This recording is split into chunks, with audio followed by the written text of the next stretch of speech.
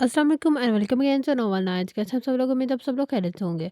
आज हम स्टार्ट करने वाले समय के नेक्स्ट पार्ट को स्टार्ट करने से पहले जिसने अभी तक मेरा चैनल लाइक सब्सक्राइब नहीं किया तो कहानी लाइक सब्सक्राइब मेरा चैनल सब पैसा पहले लेकिन तो स्टार्ट करते हैं। वो कमरे में आया, रू अपने शोनू को इस जगह पर रखे बड़े आराम से उसके साथ बातों में मसरूफ़ थी। ये नहीं था हमारे साथ तो सब ये नहीं था तो हमारे साथ तो सब कुछ ठीक था। ये भूतरा फिर से आ गया। यार को गुस्सा आया, रू अभी के अभी इसको यहाँ से नीचे करो। कितनी बार कहा है तुम्हें मेरे बेड पर मत रखा करो इसे ऐसे। वो गुस्से से तन-फ़न करता उसके पट्टे को पकड़ चुका था। यार मैं बोल रही हूँ, उसको ज़रा-सी भी चोट लगी तो मैं कभी आपसे बात नहीं करूँगी, रूह ने धमकी दी। जबकि इससे पहले ही यारम ने उसे पट्टे समेत ज़मीन पर फेंक चुका था। यारम ये आपने अच्छा नहीं किया, आज से मैं आपसे बिल्कुल बात नहीं करूँगी। वो गुस्से से कहती अपने शोनू की तरफ लपकी जो उसकी तरफ दौड़ के वापस आ रहा था। इसे मेरे कमरे से निकालो फ़ौरन अभी के अभी। उस रूह को उसकी तरफ वापस जाता देखकर वो भी उसकी तरफ लपका। शोनू कहीं नहीं जाएगा, ये हमारे रूम में रहेगा। रूह ने फैसलाकुन अंदाज में कहा, रू अगर ये हमारे कमरे में रहेगा तो मैं यहाँ नहीं रहूँगा। यारम ने उसके अंदाज में फैसला सुनाया, जिस पर रूह ने बाहर के दरवाजे की तरफ इशारा कर दिया। मतलब आप जा सकते हैं रूह, तुम इतने इस कुत्ते के लिए मुझे कमरे से बाहर निकाल रही हो? यारम शौक में था। आप जब ये एक कुत्ते के लिए इस कमरे को छोड़ सकते हैं तो मुझे अभी आपको आपको कमरे से निकालने में कोई एतराज़ नहीं, आप जा सकते हैं। रूह ने एक बार फिर से दरवाजे की तरफ इशारा किया, जिस पर यारम गुस्से से बाहर निकलकर सीधा खिजर और शारफ वाले कमरे में आ गया, जहाँ खिज़र और शारफ उसे देखकर मुस्कुरा रहे थे। मतलब दुबई के डॉन की को बीवी ने कमरे से निकाल दिया। खिज़र ने ऊँची आवाज़ में कहका लगाया, जिस पर यारम उन दोनों को आंखें दिखाता उनके बीच आ लेटा। सुबह होते ही शादी की तैयारियां शुरू हो गई। रूह के मुताबिक आज के दिन ही दिन डालने का था, तभी जाके जुमे के दिन पर उनका निकाह होना था। रूह के ऑर्डर के मुताबिक निकाह तक वो दोनों एक दूसरे की शक्ल नहीं देख सकते थे और आज ही उन्हें मायूं मायूं बैठना था। रूह, ये सब कुछ क्या कर रही हो तुम मेरी साइड पे होगी ना हो, खिज़र ने उसे समझाना चाहा।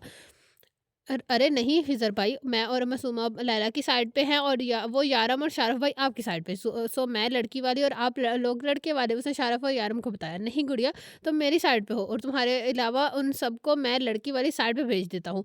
मुझे बस मेरी गुड़िया चाहिए अपनी साइड में। खुज़र ने बहुत प्यार से कहा, मतलब मैं अकेले आपकी साइड और ये सारे लैला की साइड? रूह ने मुंह बनाकर कहा, हाँ तो रोज शादी हो रही है, कौन सा जंग हो रही है जो तुम्हें पूरी टीम की जरूरत है? यारम ने लकमा दिया। अरे क्यों, मैं हूँ तुम्हारे साथ। शारफ उसके करीब आकर खड़ा हुआ। या मासूमा और यारम लैला की तरफ, मैं और तुम खिज़र की तरफ। शारफ ने कहा, लेकिन मुझे नेक नहीं मिलेगा ना? रूह ने मासूम सी शक्ल बनाकर कहा, जिससे यारम के डिंपल नुमाया हुआ। क्यों नहीं मिलेगा? बहन को तो इतना अच्छा कुछ मिलता है। शारफ उसकी शक्ल देख कर बोला, हाँ शारफ भाई, बहन को बहुत कुछ मिलता है लेकिन सालियों को भी बहुत कुछ मिलता है ना? उसने शारफ को आंखों ही आंखों में इशारा करके बताया, जिस पर यारम का मुस्कुराहट एक बार फिर से खुल उठी। डोंट वरी रूह, तुम्हें ज़्यादा मिलेगा। खिज़र फ़ौरन उसे बोला, कहीं वो सच भी पार्टी चेंज ना कर ले। और यहाँ खड़ा हर इंसान जानता था कि रूह का खिज़र की तरफ होना कितना ज़रूरी है। अरे रूह, तुम फ़िलहाल लड़के वाले की तरफ से हो जाओ। जब नेक की बारी होगी तब तुम लड़की वाले की तरफ हो जाना। जब मतलब एक तीर से दो शिकार। शारफ ने उसके कान में कहा, ठीक है भाई, मैं आपकी तरफ हूँ, लेकिन क्या जब दुल्हन को आपके पास लाके बिठाएँगे ना, मैं लड़की वालों की तरफ से हो जाऊँगी। रूह ने फैसला किया, मेहमानों में आप क्या किसे-किसे बुलाना चाहेंगे, एक लिस्ट बना देते हैं। रूह ने कहा, कोई लिस्ट बनाने की ज़रूरत नहीं, हम चंद लोग होंगे शादी पे। क्या मतलब कोई दोस्त, कोई फ्रेंड, कोई फैमिली मेंबर, क्या कोई नहीं होगा? रूह ने हैरानगी से पूछा। हम सब एक दूसरे के दोस्त हैं, हम सब एक दूसरे के फैमिली मेंबर्स हैं, हमें किसी और की ज़रूरत नहीं। खिज़र ने मुस्कुरा कर बताया। तो रूह भी खामोश हो गई। जिस तरह का वो काम करते थे, उनकी कोई फैमिली या दोस्त होगी, ये वो सोच भी कैसे सकती थी? उन सब की संगत भी में बहुत से भूल ही जाती कि वो लोग आखिर हैं कौन। यार हम ये लाइटिंग लगाने में मदद करें ना, सभी कोई ना कोई काम कर रहे थे, यहाँ तक कि नैना और खीज़र को अभी उसने किसी काम पर लगाया था।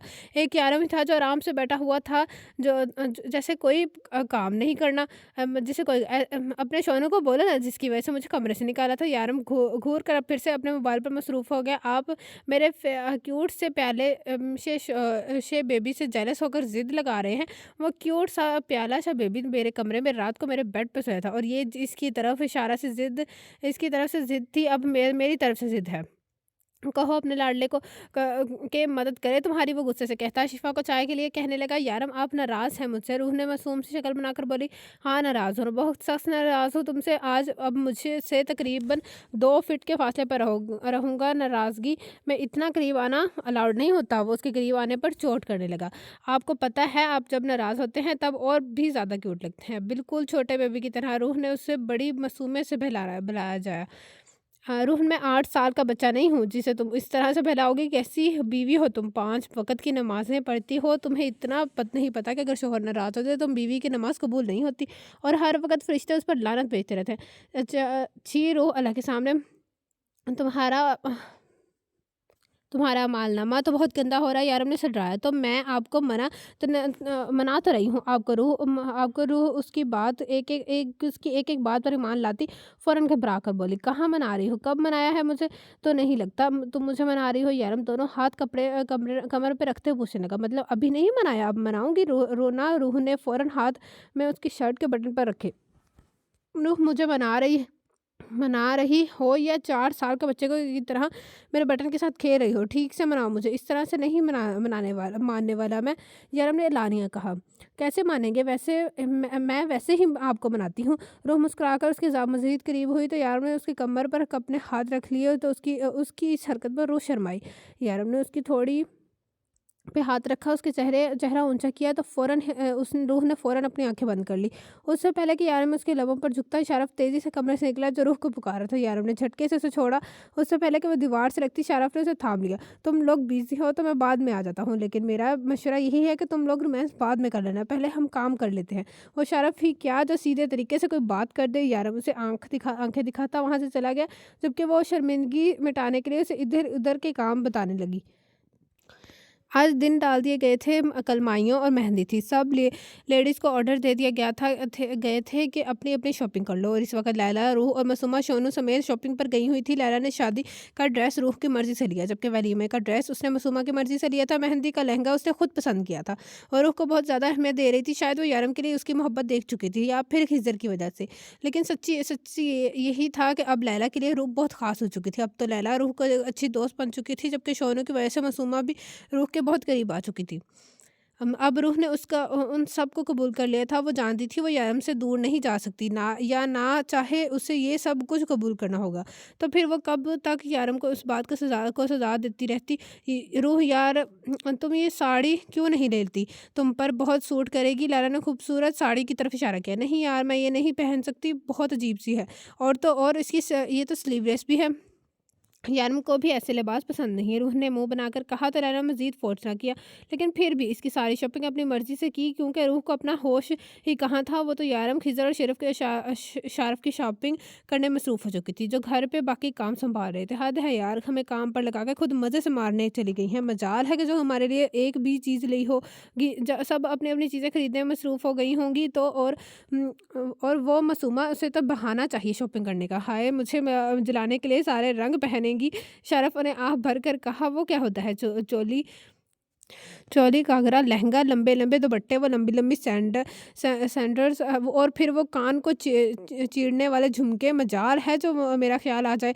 यार इतना क्यों परेशान हो रहे हो? अगर तुम्हें चोली, घाघरा, लंबे ऑरेंज और सैंडल पहनी है तो मैं तुम्हें ले के देता हूँ मेरी तरफ से तुम्हारे लिए मेरी शादी का तोहफ़ा खींचने। मासूमियत से कहा, हाँ भाई क्यों नहीं, सब कुछ ले दे, लेकिन अगर तू मुझे शादी का तोहफ़ा देना चाहता है तो मेरी शादी करा दे, ताकि वो सब कुछ कोई पहन भी सके। तुम दोनों यहाँ बैठे क्या कर रहे हो? लाइटिंग लगा दी तुमने बाहर की? उसे कमरे में आकर खिज़र पूछा। नहीं यार, बस अपनी लगाने वाला हूँ। खिज़र ने उठते हुए कहा। यार जल्दी करो, क्यों मेरी जान अजाब में डालने वाले हो? रूह हर 2-3 मिनट के बाद फ़ोन करके पूछ रही है। प्लीज़ यार उठो, अगर वो काम न होए बगैर पहुँचाई तो फिर छोड़ेगी नहीं। यार ने मस्कीन सी शक्ल बनाकर कहा तो दोनों को हंसी आ गई। दुबई का डॉन अपनी बीवी से डरता है। यार ये खबर तो सुबह के न्यूज़पेपर में आनी चाहिए। किसी ने शारफ के कंधे पे हाथ रखकर उसे बाहर ले जाते हुए कहा, बेटा जल्दी काम खत्म करो, वरना उस खबर का तो पता नहीं, ये खबर ज़रूर आएगी कि दुबई का डॉन अपनी बीवी के हाथों बेरहमी से मारा गया। यार ने उनकी सुस्ती देख कर कहा तो दोनों हंसते हुए बाहर निकल गए। चल शारफ बेटा ऊपर चढ़ जा, मैं तो नहीं चढ़ने वाला। यार यार मेरी कल शादी है, ये ना हो शादी से पहले मेरा हाथ पैर टूट जाए। लैला ने तो एक लम्हा नहीं लगाना कबूल नहीं है कहने में खिज़र ने मासूम सी शक्ल बनाकर उसे ऊपर चढ़ाया। यार क्या लड़के वाले की तरफ हो, लेकिन लड़की वालों का सारा काम तो मुझे करना पड़ा है। शाहरुख ने मुँह बना के कहा। अभी तो सिर्फ़ लड़के वाला है।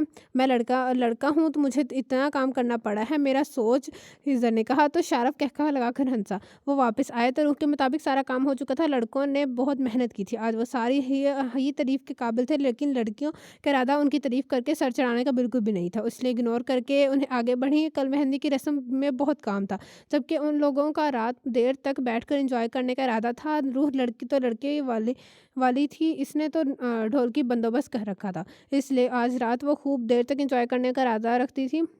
एक तरफ तो खिजर तो दूसरी तरफ लैला थी। खिजर तो उस तरफ आने की इजाज़त न थी, तो लैला को भी उस तरफ जाने की इजाज़त न थी।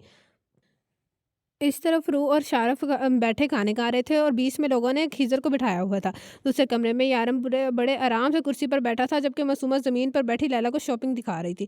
लड़कियों का लड़की वाले की तरफ से कोई रस्म नहीं होती, इस तरह खामोशी से क्यों बैठी हो? कुछ हल्के गले करो, हल्ला गुल्ला करो। लड़कियों की शादी इतनी बोरिंग होती है क्या? यारम ने कहा। ये सारी चीज़ें तो अक्सर देखती रहती हो, शादी एक ही बार होनी है, उनकी तरह कोई गाने वगैरह गाओ। देखो बाहर तक आवाज़ आ रही है, किस तरह से जला-जला कर गा रहे हैं। उस ऊपर से कितने बुरे सिंगर हैं ये लोग। डेविल, अगर तुम इतने ही अच्छे सिंगर हो तो तुम गा लो। वैसे भी यहाँ पर जलने से बेहतर है कि हम भी कुछ कर ही लें। तो जब तुम मेरी टीम में आए थे तो तभी मैंने अंदाज़ा लगा लिया था कि मेरी शादी बोरिंग ही होनी है। लैला ने उसे देखते हुए कहा। मतलब तुम्हें लगता है कि मैं इन लोगों की तरह नहीं गा सकता? यारम के लहजे में गरूर था। क्या तुम गा सकते हो? लैला ने पूछा। उनसे बेहतर यारम जवाब देते हुए ज़मीन पर बैठा और उनकी सारी चीज़ें एक साइड लगाने लगा। मासूमा जल्दी से ढोलकी लेकर आओ। दरवाज़ा पूरा खोलो खोल दो, हमारी आवाज़ भी वहाँ तक जानी चाहिए। यारम ने दरवाज़ा खोलने का ऑर्डर दिया और फिर उन्हीं की तरफ ऊँची आवाज़ में गाना गाना शुरू कर किया। सुनो सोनियो, सुन दिलदार, खुद से भी ज़्यादा तुझे करता हूँ प्यार। लाला ने मुँह खोलकर उसकी तरफ देखा, उसे उम्मीद ना थी यारम इतना अच्छा गाता है। यारम ने जैसे ही गाना गाना शुरू किया, पार कमरे में आवाज़ अब पहुँच चुकी थी। अब वाह! ये कौन गा रहा है? सबसे पहले रूह बोली। उनकी टीम में तो बस एक ही लड़की है, यारम, और कौन होगा? मासूम। हाँ, अच्छा गाने की उम्मीद नहीं की जा सकती, लेकिन यारम का क्या मेरे यारम में इतना अच्छा गाते हैं। रूह दोनों हाथ थोड़ी के नीचे रखी मासूमियत से बोली, तो खीज़र बेसाख्ता मुस्कुराया। हाँ, वो कॉलेज में बहुत अच्छा था। मैं भी बहुत अच्छा था। हाउ स्वीट, मैं सुन के आती हूँ। रूह फ़ौरन वहाँ से उठी, उनके दरवाज़े की तरफ आई। लगता है डर तो छोड़ ना जाए, जाए तो जान संग ले जा, दिल की धड़कन आँखों का दीदार, खुद से भी ज़्यादा तुझे करता हूँ प्यार। यार, मैं अपनी खूबसूरत आवाज़ में अपने जज़्बात का इज़हार कर रहा था, जबकि दरवाज़े पर रूह उसकी आवाज़ की सहर को पूरी तरह से बस ऐसे ही देखे जा रही थी। जब यारम की बेख्तियार नज़र सामने दरवाज़े पर पड़ी और अपनी जान को सामने देखकर बेसाख्ता उसके डिंपल नुमाया हुए। सुन सोनिया, सुन दिलदार, खुद से भी ज़्यादा करता हूँ तुझे प्यार। यार, गाते-गाते उठा, दरवाज़े के पास आया, रूह का हाथ थामकर उसे अपने करीब किया। वो उसे अपने साथ लगाता आहिस्ता-आहिस्ता मूव करने लगा। अपना जहाँ सबसे जुदा हम बनाएँगे, हम प्यारी सी खुशियाँ चुनकर दुनिया से लाएँगे। इतना तो कर मुझ पर एतबार, खुद से भी ज़्यादा तुझे करता हूँ प्यार। जबकि खिज़र और शारफ को उसकी तरफ आता देखकर मासूमा ने जल्दी से लैला का घूंघट खींचा। रूह, आज तो इनकलाब हो गई यार, सर ने तुम्हारे लिए गाना गाया, अब तो तुम्हें भी अपने मोहब्बत का इज़हार करना ही पड़ेगा। मासूमा ने के कहने की देर ही थी कि साथ-साथ सबने तालियाँ बजाना शुरू कर दी। रूह ने एक नज़र फिर सबके सामने देखा, जब यारम ने उसका चेहरा थाम के उसके अपनी तरफ देखने पर मजबूर कर दिया। फिर आँखों से इशारा किया। तेरी परछाई से दूर कैसे जाऊँगी? तुझ में बसी हूँ मैं, तुझ में खो जाऊँगी। मेरी पलकों पे तेरा इज़हार, खुद से भी ज़्यादा तुझे करती हूँ प्यार। सुन सोनिया, सुन दिलदार, बस खुद से भी ज़्यादा तुझे करती हूँ प्यार। वो गाते-गाते उसके सीने पर अपना सर रख गई। खुदा की अनायत है हमें जो मिलाया है, दिया प्यार वाला ये दिल में जलाया है तो सांसों में आँखों में है तू सांसों में आँखों में मेरे यार, खुद से भी ज़्यादा तुझे करते हुए हैं प्यार। उसको शर्माया हुआ देखकर यारम ने उसे मज़ीद अपने करीब कर लिया, जिस पे सब ने दबी-दबी हँसी हँसी जबकि खिज़र तो बस नज़रें बचा के लैला को देखने की कोशिश कर रहा था। मासूमा इस खिज़र की नज़रों से बचाने की भरपूर कोशिश करती। चलो लड़के वालों वापस चलो। शारफ़ जो उन्हें इस कदर करीब देखकर उन्हें याद दिलाने की कोशिश कर रहा था कि वो दोनों मुखालिफ़ पार्टी में हैं, बोल उठा। और फिर जब रूह को जैसे ही याद आया कि वो दोनों मुखालिफ पार्टी हैं, जल्दी से आरम की बाहों से अपने हाथ खींचे और शर्माते हुए खिज़र का हाथ थामा, जो अभी तक लैला को देखने की कोशिश में लगा था। बाहर निकल गई। वापस आने के बाद भी ना जाने कितनी देर यारम की आवाज़ में खोई रही। हाय मैं सदके, मेरा यारम तो सिंगर है। वो खोए हुए अंदाज में बोली तो खिज़र और शारम ने उसे देखा जो अपनी बातों में मसरूफ़ थे। और लड़की, तो तुम तो अपने मियाँ की आवाज़ से बाहर नहीं निकल रही हो। वो मुखालिफ पार्टी से है। शारफ़ ने अब उसके कंधे पर हाथ रख कर कहा। हाँ तो मुझे भी पता है, लेकिन यारम की आवाज़ अल्लाह किसी की नज़र ना लगे। वो फिर से बोली, तुम ऐसा करो, उसकी पार्टी में चली जाओ, गद्दार कहीं की। शारफ़ अब जल कर बोला। तो रूह ने उसे घूर कर देखा।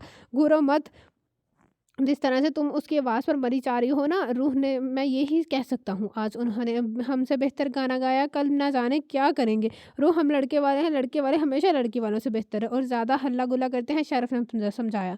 हाँ शारफ़, लेकिन हमारी रूह ने बहुत अच्छा गाया है। हमारी रूह ने भी अच्छा मुकाबला किया है। मुखालिफ पार्टी का खिज़र ने तारीफ़ की। एक मिनट, हम शादी कर रहे हैं, ये जंग या मुकाबला मुखालिफ पार्टी, ये सब कुछ क्या है? रूह ने परेशानी से कहा। जब शादी की तकरीबात में मैदान जंग चिढ़ चुका था।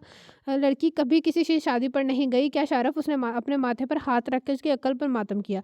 रूह, ये एक किस्म का वॉर है। लड़के वाले कभी लड़के वालों से को अपने से बेहतर नहीं होने देते, वरना लड़के को हमेशा ही लड़की की गुलामी में ज़िंदगी गुज़ारनी पड़ती है। शारफ़ ने समझाया। लेकिन शारफ़ भाई, खिज़र भाई ने तो वैसे भी लैला का गुलाम बनकर ही रहना है। देखा ना, नहीं था आपने कैसे देख रहे थे लैला की तरफ छुप कर। रूह ने खिज़र को की चोरी को पकड़ी तो वो इधर-उधर देखने लगा। मतलब हमारा सबसे मज़बूत हथियार ही कमज़ोर है। शारफ़ ने बेयकीनी से उसे शर्म दिलाती नज़रों से देखा। यार वो इतनी प्यारी लग रही थी कि खिज़र ने अपनी गलती कबूल की। तुम ठीक कह रही हो रूह, उसकी हरकतें ही गुलामी वाली हैं। शाराब ने गुस्से से कहा। वही तो, उसका मुकाबले का रिजल्ट ही फेल है। हम सब मिलकर शादी एंजॉय करते हैं, छोड़े मुकाबला वगैरह। रूह ने कहा। तुम बिल्कुल ठीक कह रही हो रूह, हमें हमें तो रस्में भी साथ ही करनी है। ये क्या बात हुई, वो इतनी दूर बैठी है और मैं यहाँ। खिज़र ने उदासी से कहा। खिज़र भाई, मुकाबला ना होने की सूरत में भी रस्म अलग अलग ही होगी। रूह ने अपनी हंसी चुबाई, जिस पर खिज़र का मुंह बन गया। सुबह यारम ने उससे नाराज़गी ज़ाहिर कर रहा था। दिन में उसने कहा कि वो रूह रात में उससे मनाएगी तो वो राज़ी होगा, जबकि वो नाराज़गी उसने किसी से ज़ाहिर न होने दी।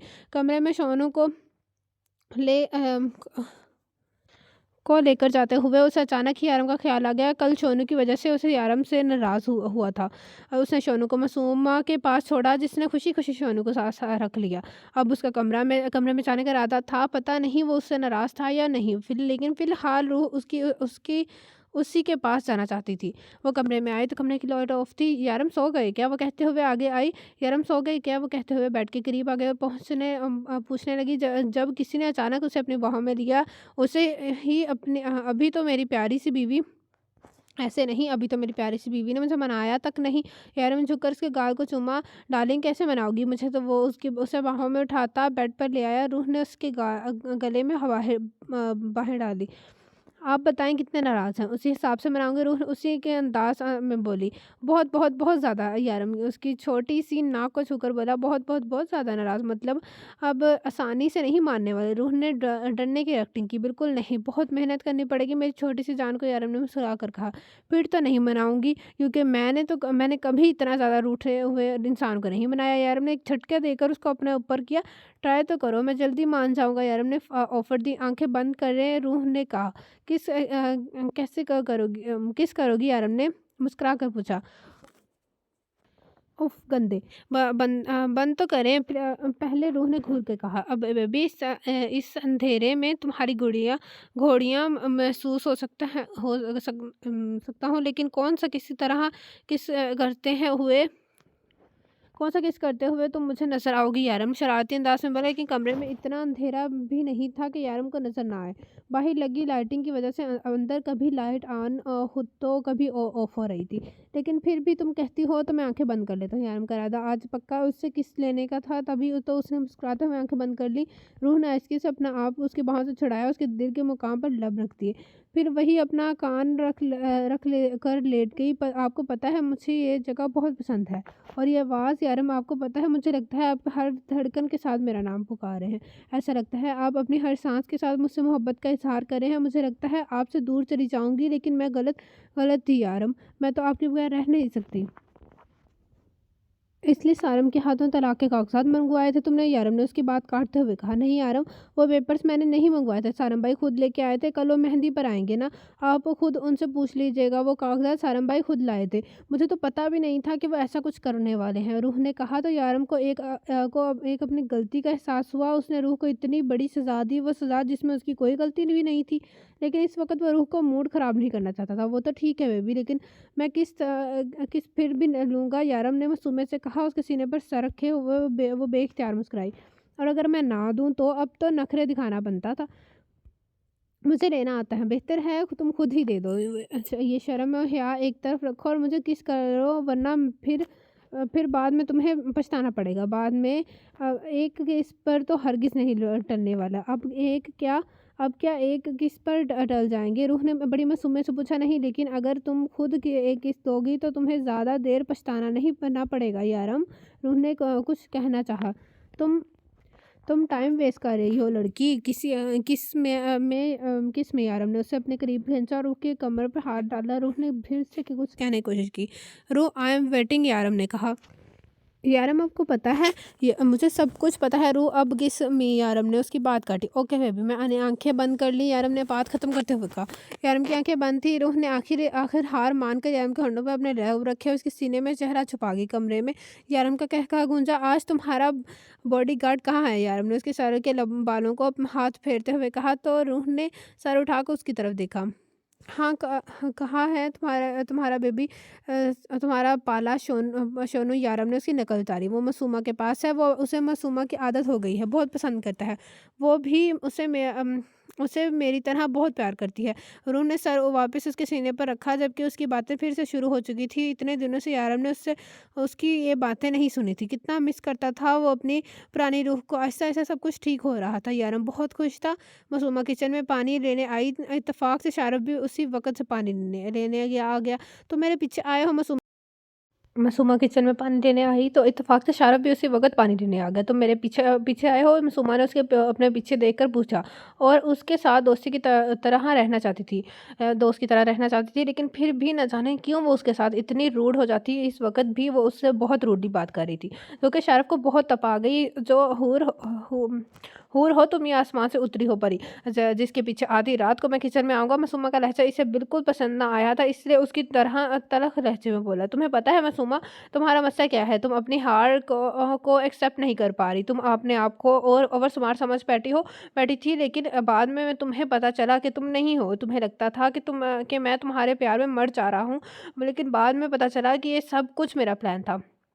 हमारा प्लान था। तुम सारम को पसंद करने लगी, लेकिन वो तुम्हें धोखा दे रहा था और तुम्हें लगता है कि ये सब मेरी वजह से तुम हुआ। तुम्हें लगता है कि मैं तन्हाई में तुम्हारा मज़ाक उड़ाता हूँ, लेकिन ऐसा कुछ नहीं है मासूमा। मैं तो अपनी हार कबूल नहीं कर पाया। मुझे लगा था कि मैं तुम्हें अपनी मोहब्बत से कायल कर लूँगा। मैं तुम्हें उस बात का एहसास दिलाना चाहता था कि मैं तुमसे प्यार करता हूँ, तो शायद तुम भी मुझे चाहने लगो। तुम इस दिन से मुझसे नाराज़ हो। उस दिन के बाद तुम मुझसे ठीक से बात नहीं करी, और अगर तो कभी तुमने मुझसे बात की है तो इतनी रूडली, तो मेरे जज़्बात के साथ खेलने की कोशिश कर रही थी। मैं तो नहीं, सारन तुम्हें धोखा दे रहा है और मुझे अपना निशाना बना रहा था। मैंने कभी तुमसे शिकायत नहीं की कि तुम मेरे साथ क्या किया है। तुमसे रूड मुझे होना चाहिए, नाराज़ मुझे होना चाहिए, नखरे मुझे दिखाने चाहिए, लेकिन न जाने तुम ये सब कुछ क्यों कर रही हो। ये सच है मासूमा, मैं तुमसे प्यार करता हूँ। तुम मुझे पहले दिन से अच्छी लगती थी हो। मैं तुम्हारे सामने हमेशा से अपने जज़्बात के इज़हार कर रहा हूँ, लेकिन तुम मुझसे नाराज़ क्यों हो? तुम एक बार खुद को मेरी जगह रख कर सोचो। अगर मेरी जगह तुम होती और मैं तुम्हारे जज़्बात के साथ ऐसे भी खिलता तो क्या करती तुम? कभी ज़िंदगी में मुझसे मुँह लगना पसंद करती क्या? फिर भी इस तरह से अपनी मोहब्बत का इज़हार कर रही होती? नहीं तो अपनी ही गलती पर मुझसे नाराज़ हो गई हो। तुम खुद गलती करके सज़ा मुझे दे सकती हो, लेकिन मैं फिर भी तुमसे बहुत प्यार करता हूँ। मैं तुम्हारे जवाब का इंतज़ार कर रहा हूँ। मुझे जल्दी से जल्दी अपना सा फैसला सुना दो ताकि मैं अपनी ज़िंदगी में आगे बढ़ सकूँ। शारफ़ न जाने कब का जा चुका था, जबकि मासूमा कितनी देर सोचती रही। क्या वो सच में अपनी गलतियों की सज़ा उसे दे रही थी? क्या जो कुछ हुआ उसे उसमें गलती सिर्फ़ उसकी अपनी थी? अभी लैला को लाकर स्टेज पर बिठाया गया था। मेहंदी की रस्म बस शुरू होने वाली थी।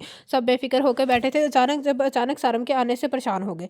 ऐसे यहाँ किसने बनाया इसे यहाँ किसने बनाया? कोई भी आज के दिन अपना मूड ख़राब नहीं करना चाहता, लेकिन सारम को देखकर सबका मुँह बन गया। जितना बुरा तुमने किया है सारम, उसके बाद तो शायद मैं तुम्हारी कभी शक्ल भी ना देखना चाहता। लेकिन क्या क्या है कि मैं तुम हमारे जानने वालों में से हो। उसने दोस्त का लफ़्ज़ इस्तेमाल नहीं किया। इससे तुम्हें इस शादी पे बुलाया। यारम ने मरवतन वेलकम किया, जबकि मायरा और उर्वा को खिज़र ने खुद स्पेशली इनवाइट किया था। रस्म शुरू होने वाली थी। खिज़र को लैला के साथ बिठाया गया तो वो उसे घूरने लगी। घूरो मत, आज में हमारी रस्म एक साथ होगी। वैसे भी ये शादी कोई मैदान जंग नहीं है जहाँ हम लड़ते लड़ते शादी करेंगे। ऐसा मेरी गुड़िया का कहना है। अब आराम से बैठ जाओ, क्योंकि तुम्हारे घूरने से हम भी हमारी रस्म साथ ही होगी। वो थोड़ा सा मज़ीद उसके करीब खिसका। खिज़र ज़रा पीछे होकर बैठ जाओ, मेरी गोद में बैठना है क्या? लैला ने तब कर कहा। मुझे एतराज़ नहीं है, अगर जगह कम पड़ गई तो वहीं बैठ जाऊँगा। खिज़र ने आँख दबाकर कहा। सारी शादी का मज़ाक करकरा कर दिया तुमने, लैला ने भुना कर कहा। वो जो खिज़र की बेचंबों को चैनों को एंजॉय कर रही थी। खिज़र का छुप-छुप कर इनके कमरे तक आना, छुप-छुप कर उसे देखना, उससे बात करने के बहाने ढूँढना लैला को बहुत मज़ा आ रहा था। और आज भी वो ये सब कुछ एंजॉय करना चाहती थी कि वो उसके साथ आकर बैठ गया। रस्म शुरू हो चुकी थी। सबसे पहले उर्वा और सारम उनको मेहंदी लगाई। उन्हें उनको मेहंदी लगाई। अल्लाह तुम्हें खुश रखे, तुम दोनों की जोड़ी सलामत रखे, हमेशा सलामत रखे। उर्वा मुस्कुराते हुए लैला से मिली। अपने लिए अपने जैसी ढूंढी है। अच्छा किया, कम से कम तुम किसी की ज़िंदगी बर्बाद नहीं कर रहे। सारम ने खिज़र को मेहंदी लगाते हुए धीमी आवाज़ में कहा, लेकिन खिज़र जवाब में कुछ नहीं बोला। इस वक्त उसका मूड ख़राब करना चाहता था, नहीं करना चाहता था। अब यारम और रूह की बारी थी। सबसे पहले क्या लगाते हैं? यारम ने पूछा। ओहो यारम, आपको तो कुछ पता ही नहीं है। तेल वाली प्याली उठाई और तेल खिज़र भाई के सर पर लगाए। रूह ने तरीका बताया और यारम ने प्याला उठाया। उसके बाद जो हरकत यारम ने की वो लैला के साथ सबके सबके कह के बुलंद कर गई। यारम ने पूरा का पूरा प्याला खिज़र के सर पर अंडेल दिया। क्या हुआ, तुम लोग तो सब हंस क्यों रहे हो? मैंने ठीक किया ना? यारम मासूमे से बोला। यारम के बच्चे, ज़रा सा तेल लगाने का कहा था, तूने तो मुझे तेल में नहला दिया। पक्का खिज़र दुल्हा बनकर काला एक लोटा लगेगा। बेटा तेरी ये शादी तो बर्बाद होगी। शारम ने हुक्मा दिया। अब मेहंदी लगानी है? यारम ने अनजान बनते हुए पूछा। नहीं, कुछ नहीं लगाना मेरे भाई, तूने जितना लगा दिया है बहुत है। तेरे आज का कोटा पूरा हो गया। खिज़र ने उसके सामने हाथ बांधे। अब वो न जाने उसके साथ क्या करने वाला था। ओके फाइन, मैं तो सिर्फ रस्म अदा कर रहा था, यार मासूम में से कहा। लेकिन वो इतना मासूम नहीं था जो कि कोई उसकी बातों में आ जाता। वो हंसते हुए उनके करीब से उठ गया। मेरे प्यारे भाई को तेल से नहला दिया। रूह टावल से उसका सर और मुंह साफ करने लगी।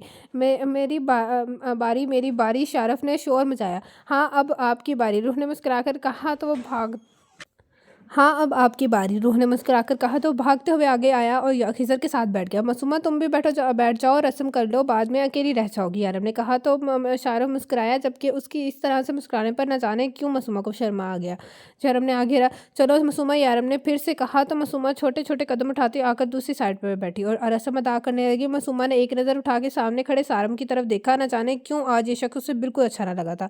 आज उसके मुकाबले में शारफ उससे अच्छा लग रहा था, क्योंकि शारफ दोगला इंसान नहीं था। वो जो दिल में रखता था वही ज़ुबान पर रखता था। वो उससे सच्ची मोहब्बत करता था। सारम की तरह से उसे धोखा नहीं दे रहा था। सारम के साथ खड़ी उर्वा एक मुकम्मल कपल थे। मासूमा को अपने आप पर गुस्सा आ गया। अगर ये सब कुछ सच होता तो क्या वो उर्वा का घर बर्बाद कर देती? उसने जल्दी से नज़रें फेर कर शारफ की तरफ देखा, जो उसी को देख रहा था। मासूमा ने सारी सोचें जहन से झटक कर रस्म अदा की। फिर मुस्कुराकर शारफ की तरफ देखा, जो उसकी नकल करके रस्म अदा कर रहा था।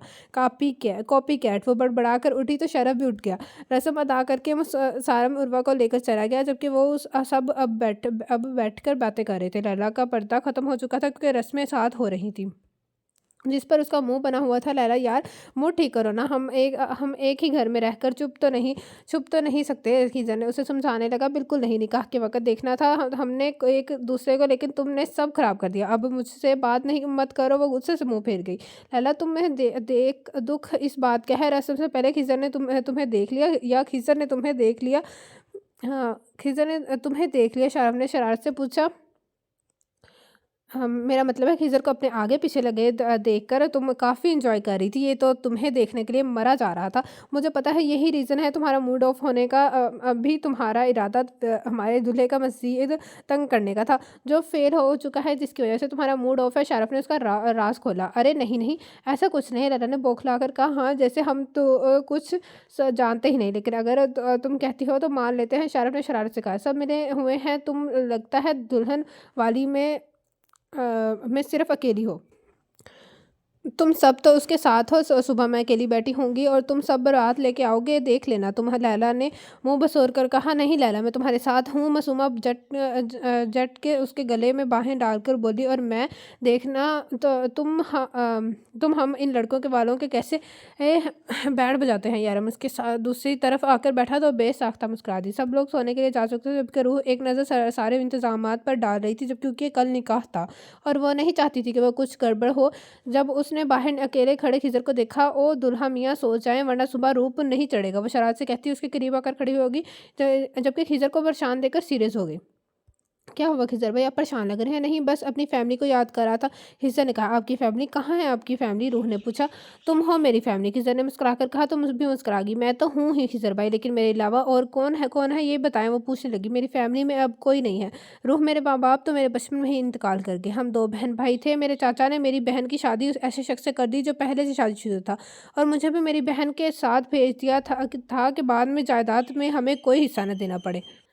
वो आदमी दिन-रात मेरी बहन को मारता, पीटता। मैं उस वक़्त बच्चा था। रूह कुछ नहीं कर सकता था, इतना बेबस कि अपनी बहन को मार खाते देखकर सिर्फ़ रो सकता था। उम्र कम और वक़्त बेइलाज ना होने की वजह से मेरी बहन के हाँ बच्चे होते ही वो मर गई, और फिर मुझे घर से निकाल दिया गया। मैं भागकर यहाँ आ गया, खिज़र ने कहा। तो फिर उस बच्चे का क्या हुआ भाई? वो पूछने लगी।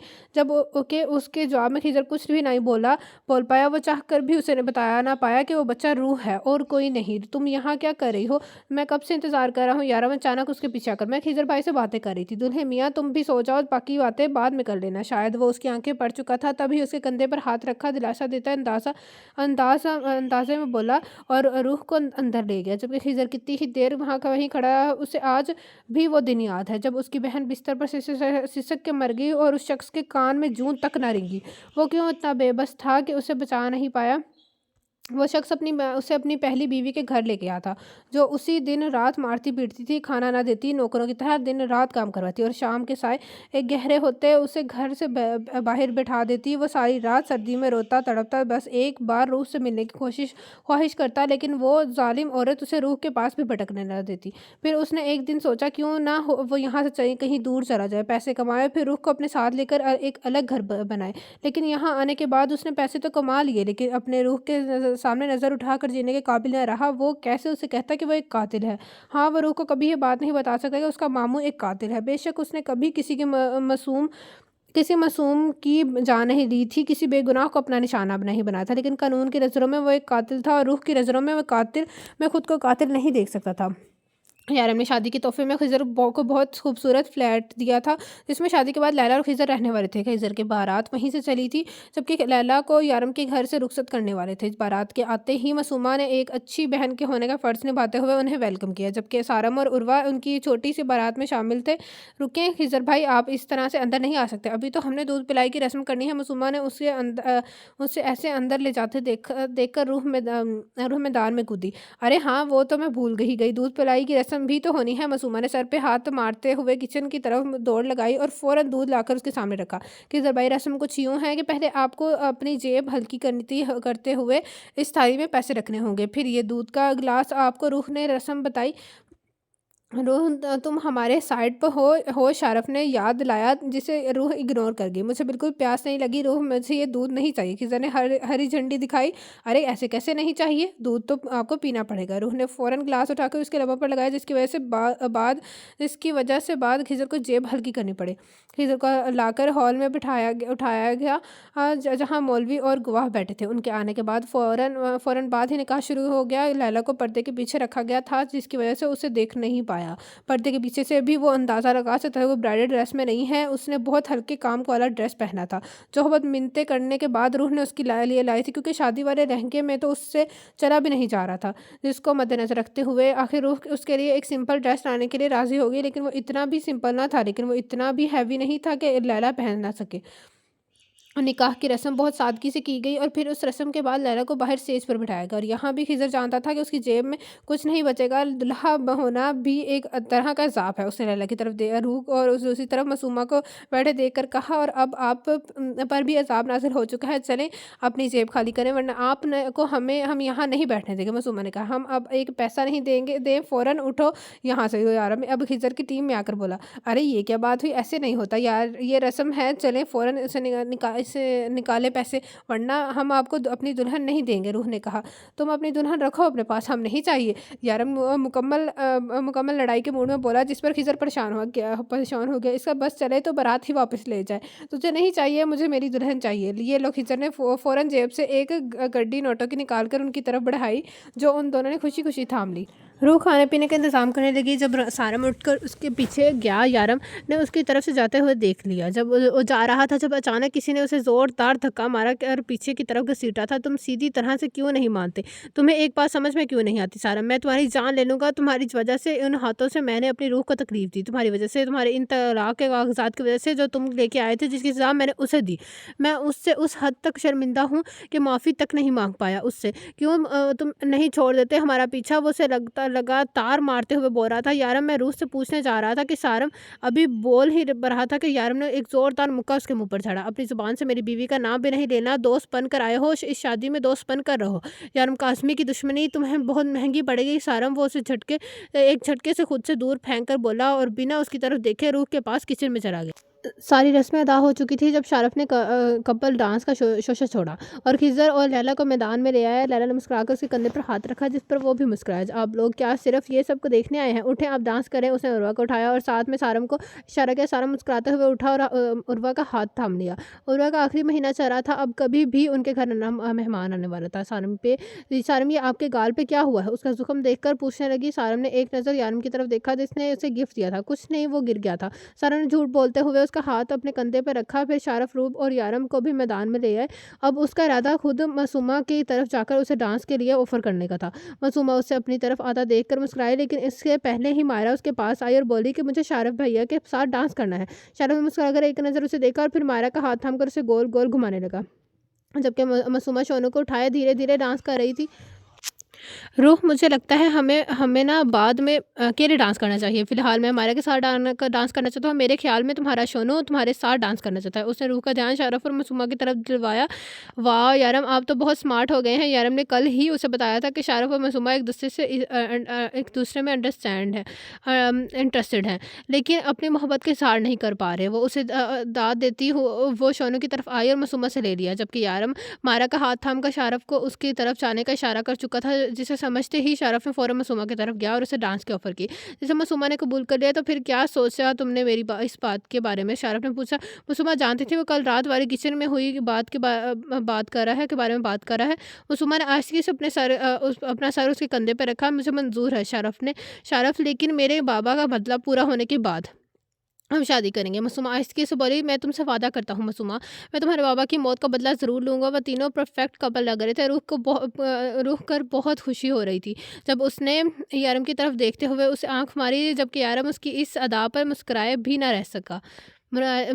ना रह सका।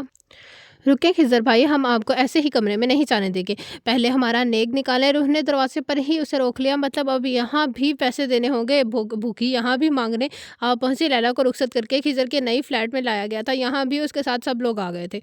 हाँ, तो आपको क्या लगा हम ऐसे ही आपको छोड़ देंगे? बताएं, अंदर जाने की मर्ज़ी है या नहीं? रूह ने पूछा।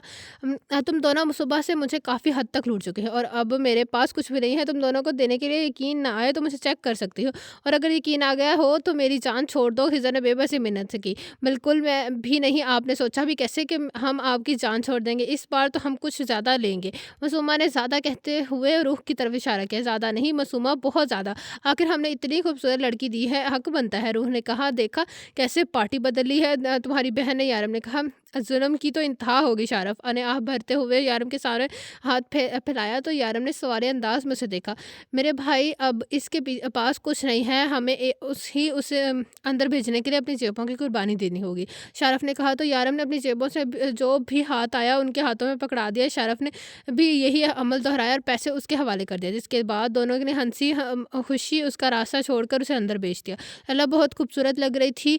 हिजर का दिल चाहा कि किया आज उसकी तारीफ में ज़मीन आसमान कर दे। वो उसके करीब आकर बैठा। लैला ज़रा सी पीछे हटी। तुम शर्मा रही हो मुझसे? खिज़र ने मुस्कुराकर पूछा। दिमाग ख़राब हो गया? मैं क्यों शर्माने लगी तुमसे? लैला अपनी शर्म को छुपाकर उसे डिपटते हुए वो बोली। अच्छा, मुझे लगा शायद आज ही कोई शर्म कर लो। खिज़र से राज से बोला तो लैला उसे घूर कर देखा।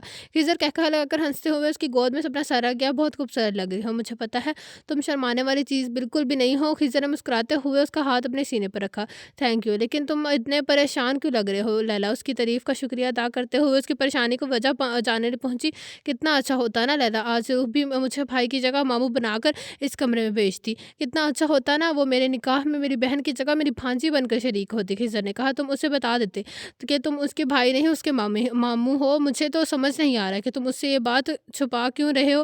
लैला ने पूछा। क्योंकि मैं नहीं चाहता कि वो मुझसे नफरत करे। जानती हो लैला, जब उसे पता चलेगा उसका मामू हूँ और मैं ये काम करता हूँ तो जानती हो उसे कितना बुरा लगेगा। वो मुझसे नफ़रत करने लगेगी और मैं उसकी आँखों में अपने लिए नफ़रत नहीं देख सकता। तुम उसकी आँखों में अपने लिए नफ़रत नहीं देख सकते। यारम को उस पर सख्ती करने के मशवरे दे सकते हो। लैला ने खिज़र तंज़ किया। अंदाज़ा भी है तुम्हें खिज़र, तुमने यारम को इस पर कितनी सख्ती करने पर मजबूर किया। यारम ने जो कुछ भी किया तुम्हारे कहने पर किया था। भूलो मत, वो तुम्हारी भांजी है। तुम अपनी भांजी पर इतना जुल्म कैसे होते दे सकते हो? तुम्हें क्या लगता है लैला, क्या इसकी तकलीफ़ देखकर मैं एन्जॉय करता हूँ? मुझे मज़ा आता है अपनी रूह को तकलीफ़ में देखकर, उसे दर्द देकर मुझे खुशी मिलती है? नहीं लैला, उसे तकलीफ़ में देखकर मुझे खुद तकलीफ़ होती, उसका दर्द मैं महसूस करता हूँ। लेकिन शायद तुमने यारम का दर्द नहीं देखा। उन 4 माह में मैं यारम को किस हद तक बदल चुका है, तुमने शायद कभी नोट नहीं किया लैला। मैंने नोट किया है, यारम इस हद तक बदल चुका है कि उसे याद भी नहीं रहा कि वो क्या है। लैला वो भूल चुका था वो दरिंदा है, वो भूल चुका था वो लोगों की जान लेता है, वो भूल चुका था कि वो डेविल है। वो अपनी पहचान खो बैठा था। मैंने उसकी पहचान वापस दी है। वो रूह के लिए बदल रहा था। रूह उसके उसके अंदर तक बस चुकी थी। लेकिन लैला, अगर रूह उसकी ज़िंदगी में ना रहती तो यारम भी ना रहता। यारम रूह के लिए मर सकता है। अगर वो उससे ये सब कुछ छोड़ने पर मजबूर करे तो वो ये सब कुछ छोड़ देगा। और अगर उसने ये सब कुछ छोड़ दिया तो जो ओहद हमने बचपन में किया था उस ओहद का क्या होगा? वो फैसला कि हम किसी औरत पर जुल्म नहीं होने देंगे, कि किसी औरत की आबरू को लूटने नहीं देंगे, किसी को सरे बाजार बिकने नहीं देंगे। मैं मानता हूँ हम हर औरत एक औरत को बचा नहीं सकते, लेकिन अगर यारम यहाँ से हट गया, अगर उसने ये काम छोड़ दिया तो मैं, तुम और शारफ हम कुछ भी नहीं रहे लैला। यारम है तो हम हैं, और मैं सिर्फ़ अपनी भांजी के लिए इन हज़ारों माँओं बहनों की इज़्ज़त लूटते हुए नहीं दे सकता। लेकिन मैंने ये भी महसूस कर लिया कि यारम रूह के बगैर नहीं रह सकता। इसलिए मैंने यारम को रूह की सख्ती करने के लिए कहा था, ताकि ज़बरदस्ती ही सही वो उसके साथ रहे। क्योंकि अगर रूह उसे छोड़ जाती तो ना तो यारम मर जाता। हम एक मुर्दा इंसान के साथ अपना मिशन कंप्लीट नहीं कर सकते। तुम्हें पता है, जिस तरह से कानून की दुनिया में मिशंस होते हैं, इस तरह हमारी दुनिया में भी मिशन है। ये बात अलग है कि हम कानून को तोड़कर अपना मिशन पूरा करते हैं। मैंने यारम को रूह पर सख्ती करने के लिए कहा था कि वो ना तो यारम ये काम छोड़ दे, ना ही रूह से छोड़कर जाए।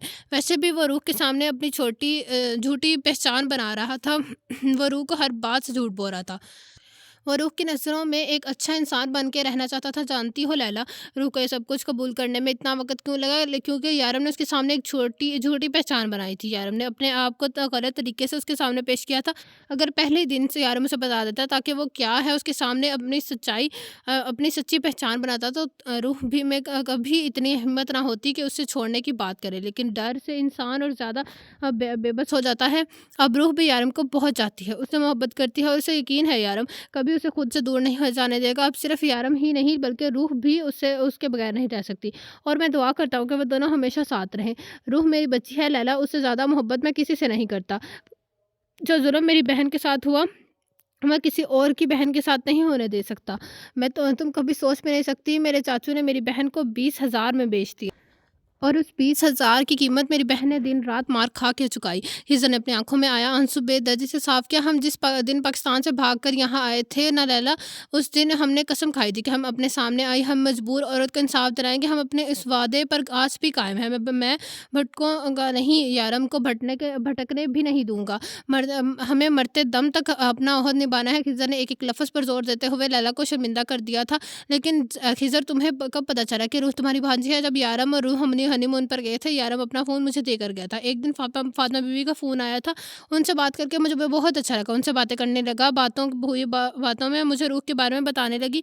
अपनी बातों में उन्होंने तज़ीम बाजी का नाम लिया, रूह के नाम पर।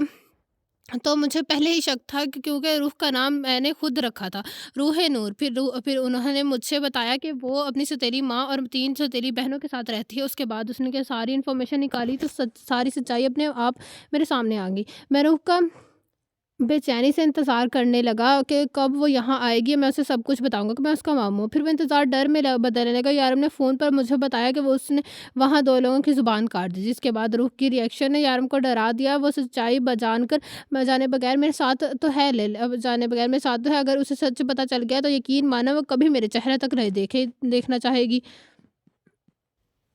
क्योंकि यारम की सच्चाई पता चलने के बाद उसने इस तरह से रिएक्ट किया कि वो सब जानते हैं, कि उनकी आँखों में अपने लिए नफ़रत नहीं देख सकता लैला। खिज़र उसकी आँखों में देखते हुए कहा, तुम फ़िक्र मत करो, सब कुछ ठीक हो जाएगा लैला। उसने उसके हाथ पे अपना दूसरा हाथ रख कर कहा, वैसे तुम्हें बिल्कुल भी शर्म नहीं आ रही? खिज़र ने मौज़ू बदला। मैं तुमसे शर्माऊँगी? इतनी भी बुरे दिन नहीं आए मेरे लैला, अतरा कर बोली। और अगर मैं तुम्हें शर्माने पर मजबूर कर दूँ तो? खिज़र ने उसका हाथ खींचकर उसे अपने ऊपर गिराया। बात की बाद में देखी जाएगी, लैला ने एक अदा से कहा। और अगर मैं अभी दिखाना चाहूँ तो? खिज़र शरारत से कहता उसके चेहरे पर झुका था। लैला ने हंसते हुए उसकी पनाह में अपनी जगह बनाई।